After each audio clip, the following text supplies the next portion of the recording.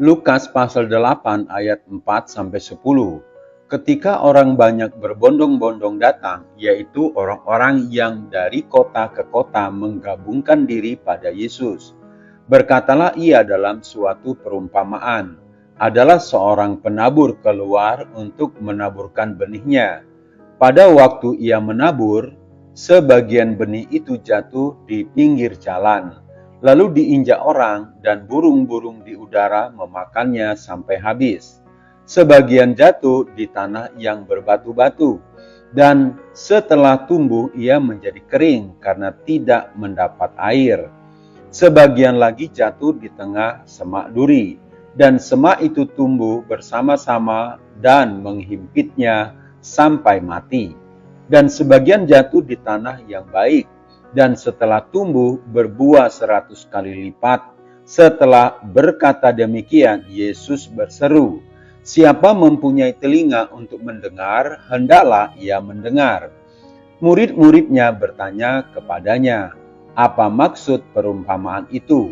Lalu ia menjawab, "Kepadamu diberi karunia untuk mengetahui rahasia kerajaan Allah, tetapi kepada orang-orang lain hal itu diberitakan dalam perumpamaan, supaya sekalipun memandang mereka tidak melihat, dan sekalipun mendengar mereka tidak mengerti." Baca juga Matius pasal 13. Hati yang jujur dan baik, bagian pertama. Saudara-saudara, perumpamaan tentang penabur yang juga ditemukan dalam Matius 13 dan Markus pasal 4 berkaitan dengan tanggapan-tanggapan yang berbeda kepada firman Allah. Perumpamaan ini diberikan saat berkumpulnya orang banyak yang datang kepada Yesus dari kota ke kota. Lukas 8 ayat 4. Dan memaparkan kebenaran penting bahwa tidak semua orang yang mendengar firman Tuhan mendengarnya dengan cara yang sama, sampai kepada kesimpulan yang sama, atau menunjukkan hasil yang sama. Saudara-saudara, kita dipanggil untuk memeriksa diri kita sendiri dan perhatikan cara kita mendengar. Ayat yang ke-18 mengatakan, "Karena itu perhatikanlah cara kamu mendengar, karena siapa yang mempunyai kepadanya akan diberi, tetapi siapa yang tidak mempunyai daripadanya akan diambil. Juga apa yang ia anggap ada padanya, untuk memastikan bahwa kita mendengar firman dalam hati yang jujur dan baik." Ayat yang ke-15. Pertanyaannya adalah, seperti apakah hati yang jujur dan baik itu? Mengikuti struktur perumpamaan ini akan bermanfaat bagi kita untuk memulai dengan mempertimbangkan seperti apa hati yang jujur dan baik itu. Pertama, hati yang jujur dan baik itu tidak seperti pinggir jalan, ayat 12. Dalam perumpamaan ini, disinilah sejumlah benih terjatuh dan diinjak orang, dan burung-burung di udara memakannya sampai habis. Ayat yang kelima, Yesus menjelaskan yang jatuh di pinggir jalan itu ialah orang yang telah mendengarnya.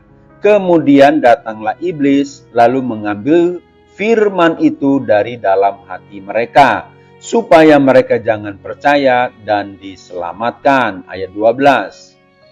Gambaran ini adalah tentang orang-orang yang tidak percaya sama sekali. Mereka mendengar tetapi tidak menerapkannya bagi diri mereka sendiri.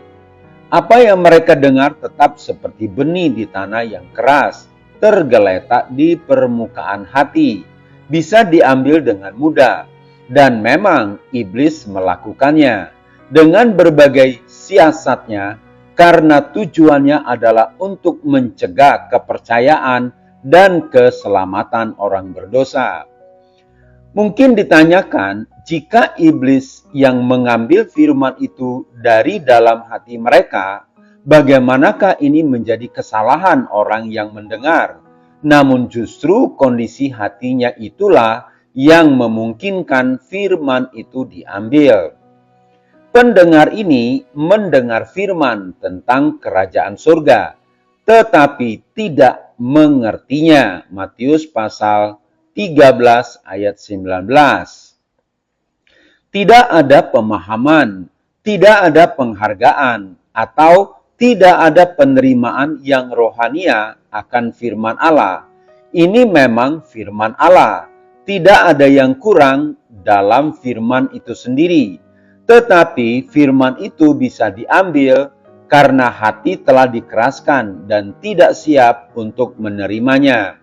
Saudara-saudara yang terkasih, orang-orang yang tidak percaya, pemikirannya telah dibutakan atau telah ditutup oleh sang iblis. 2 Korintus pasal 4 ayat 4. Namun cahaya Injil tentang kemuliaan Kristus terpancar seandainya saja mereka mau melihatnya.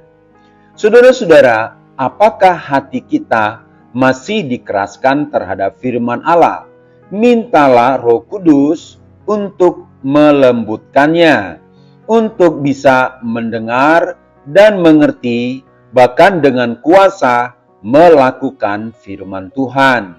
Hati yang keras menolak firman Tuhan, tetapi hati yang subur dan lembut menerima firman itu dan menghidupinya dalam kehidupan sehari-hari. Saudara-saudara, hati yang jujur dan baik merupakan hasil karya Roh Kudus dalam kehidupan kita. Belajar terus firman Tuhan sehingga makin efektif dan makin semangat di dalam pelayanan. HOR Ministry.